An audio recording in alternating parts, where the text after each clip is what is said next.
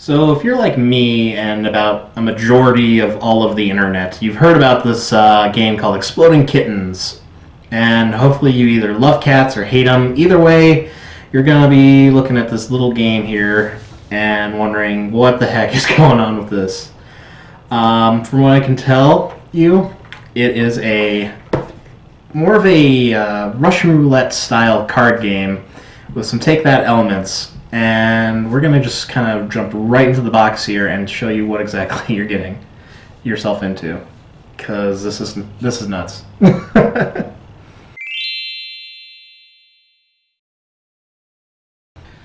Alright, so Exploding Kittens, the Kickstarter came with two different versions of the game. Both of them are entirely compatible, yet standalone with each other, so they'll cater from 2 to 5 players per box, so if you slam them together, you can actually get, 10 people to play. All of the contents for the Not Safe for Work pack, though, fit into the original box, which is what we'll be focusing on here. Again, this box is probably one of the neatest little boxes I've seen because it's got this little magnetic strip in it. And when you open it up, it makes a little meow here.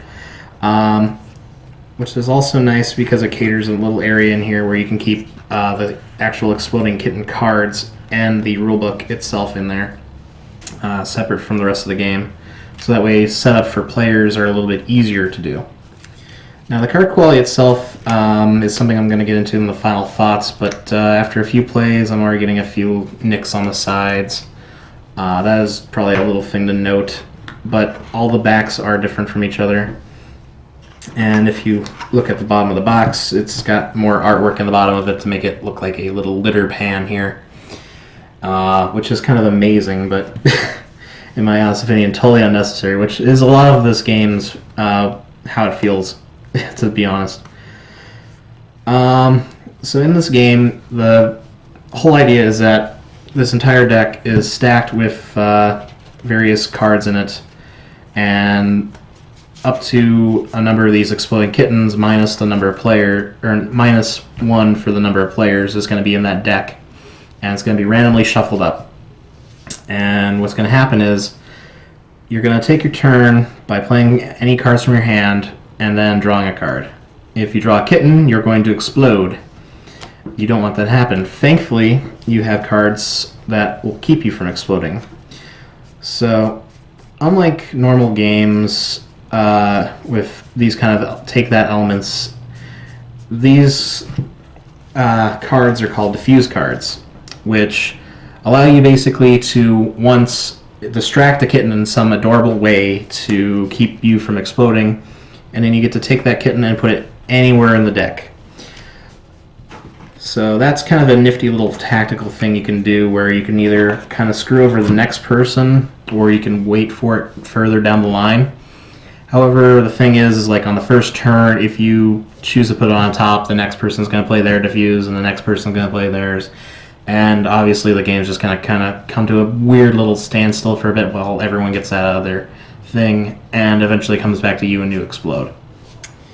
So when I first got this game, I was expecting it to be kind of just that, just a take that game. You got things like Seeing the Future, which allows you to kind of do things and manipulate the deck by seeing the top 3 cards. Then you have things like Nope cards, which allow you to cancel out people's abilities when they try to do things, such as See into the Future. You also have Skip cards, which allow you to skip your turn and let someone else go.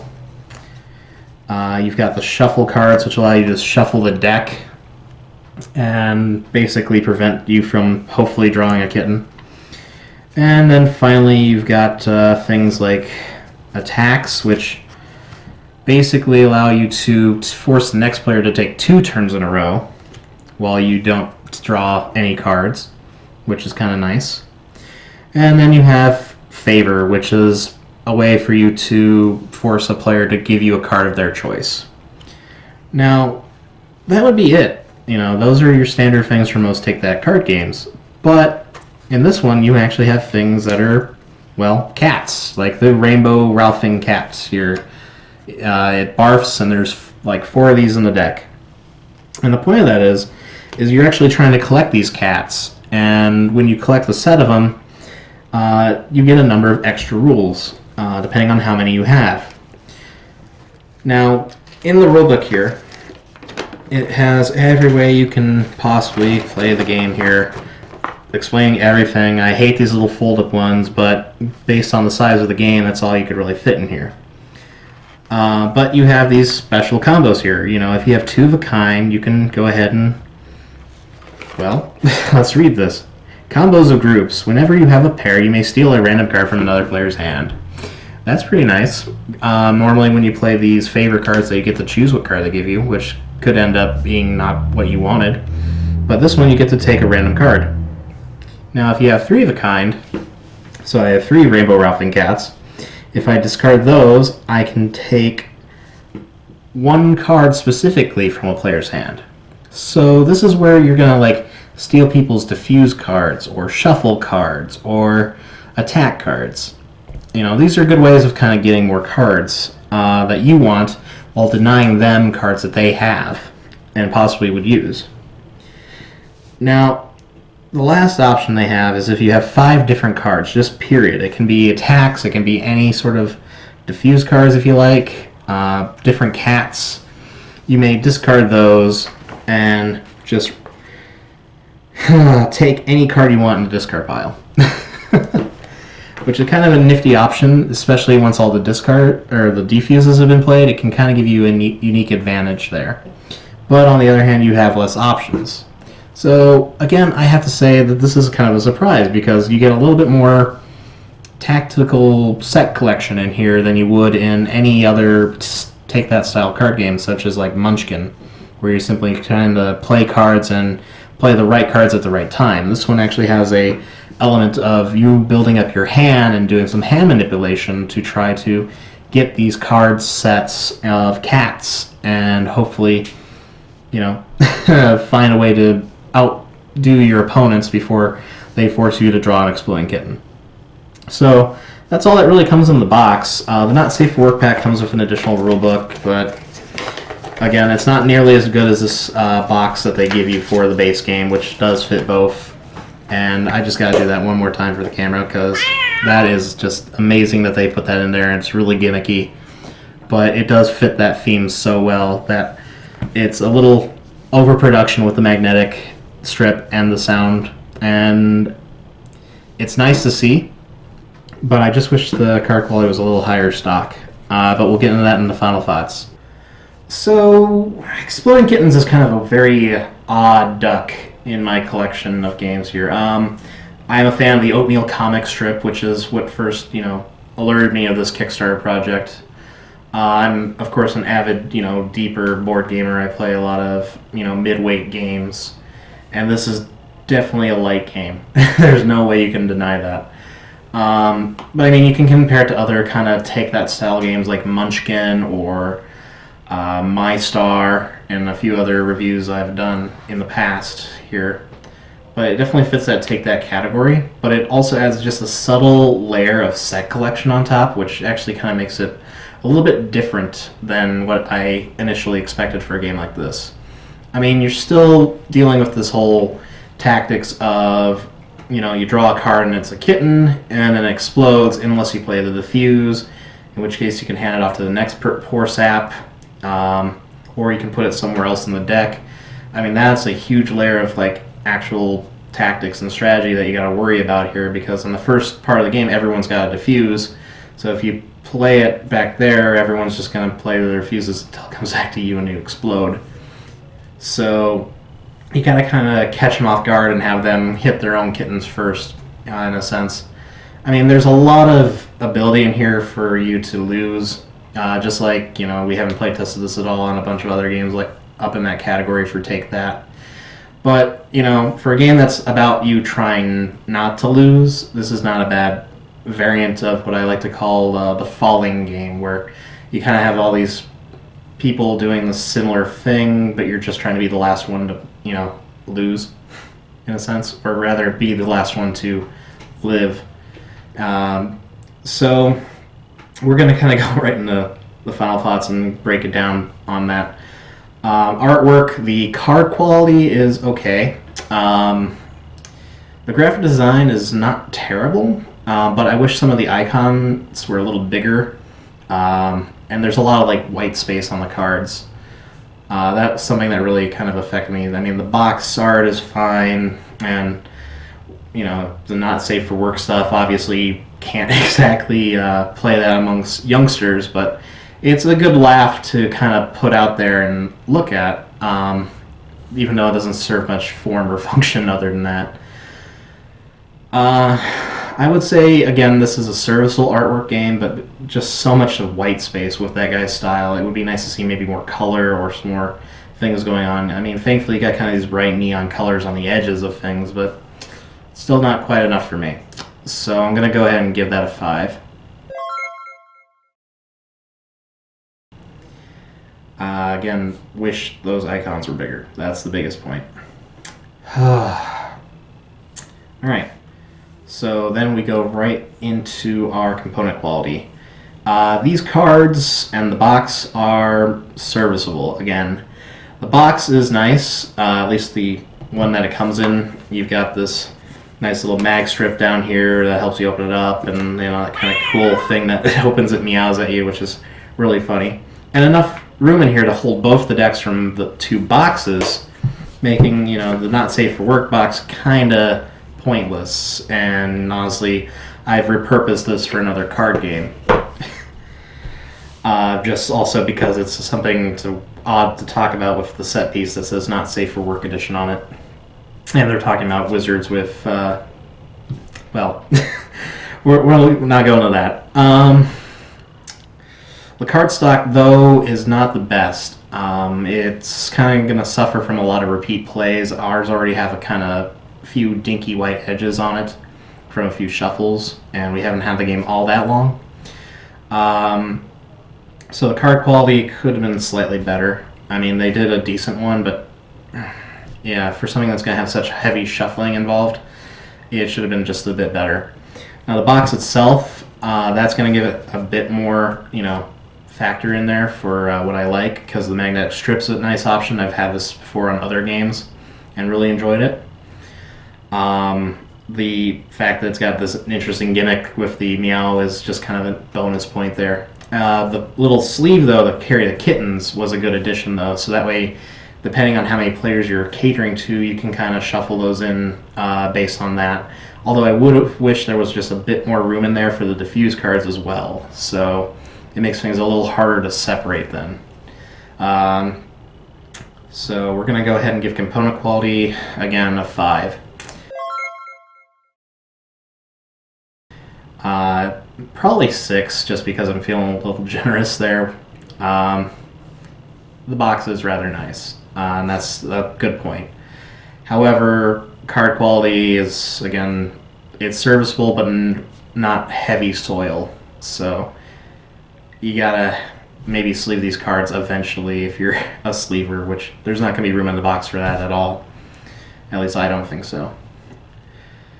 Mechanisms.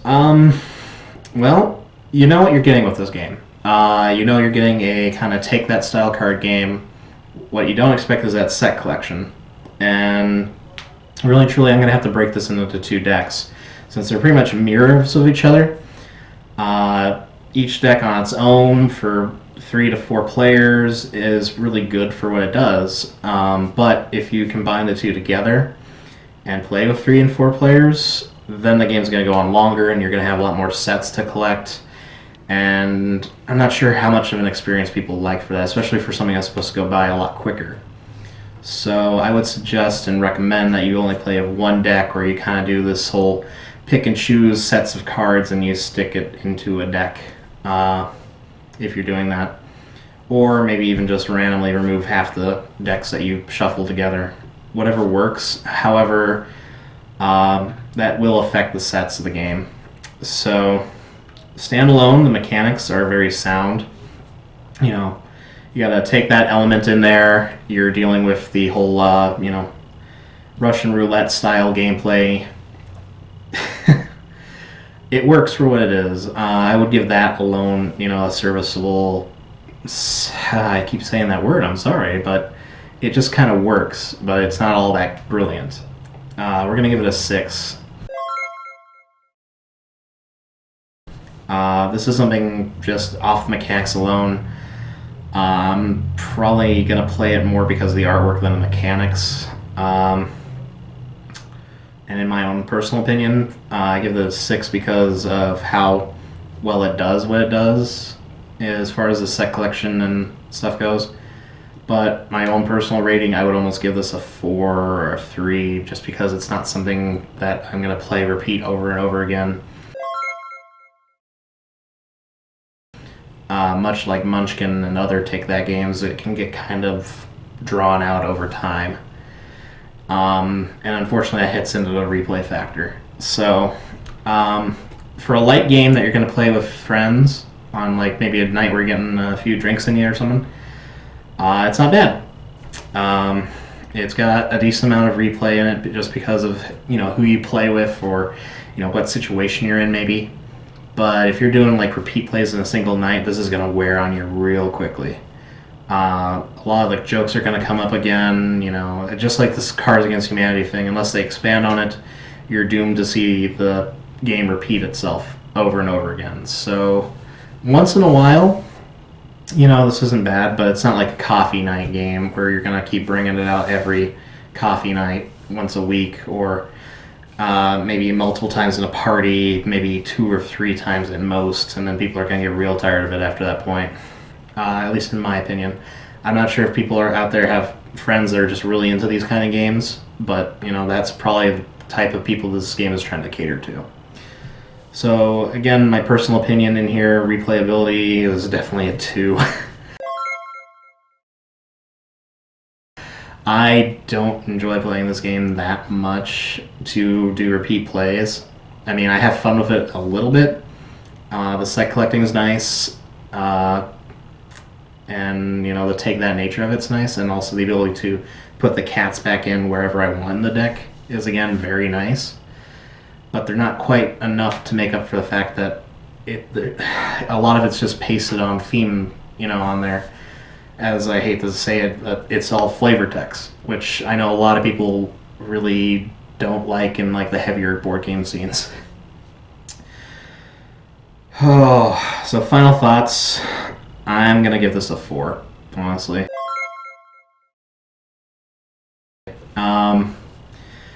I like the game for what it is. It's a great little experience for a take-that card game, but there's other games out there that just do a little bit of a better job of that. We've got Munchkin that has that whole ability to get up to level 10 and everyone's screwing them over. You're having that in this too, except that you're just trying to screw everyone else except for yourself, it feels like, for the most part. And then you get to these points where you are going to kind of stick it to them, person who's in the lead, or supposedly. But, it's nice to be able to save yourself with these set collection elements. If this was a standard take-that card game where you were playing things and kind of throwing the hot potato around, then I would rate this much, much lower at like a 2 or 1. But since it's got these interesting little side notes to them and little strategic plays in there, it keeps it interesting enough to at least be able to be playable in my wheelhouse and in my personal collection. I mean, I honestly admit I did get this for the oatmeal artwork, and it was fun for a while. But 4 or 5, 10 plays later here, it's going to come out maybe once every few months now, but it's still going to be an interesting collector's piece. I might just keep it for that. And honestly, if I had multiple copies of this, I'd be giving them away like there was no tomorrow. But that shouldn't stop you from going out and picking this game up if you're into light, casual scenarios. I mean, I'm not against that at all. But again, like One Night Ultimate Werewolf and stuff, it's kind of a junk foodie game, so you're going to want to get in multiple plays of it. However, this game doesn't really cater that well to the repeat plays, so take it or leave it on your opinion. I can't really influence you beyond this point other than my own experiences with it so far. So that's our final thoughts. thank you so much for watching. I'm sorry to give you kind of another negative review of an interesting game concept here. At least the name was interesting. But thank you so much for watching in any case. We'll come back in next week with something maybe a bit more crunchy.